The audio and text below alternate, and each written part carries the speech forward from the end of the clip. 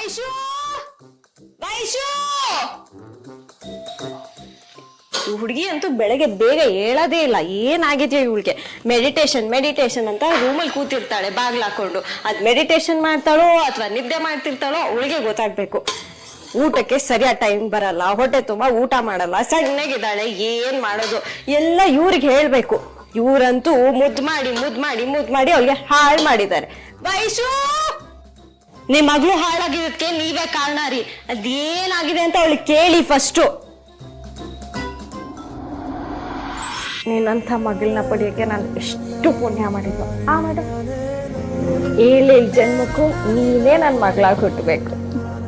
You are the world's best doctor.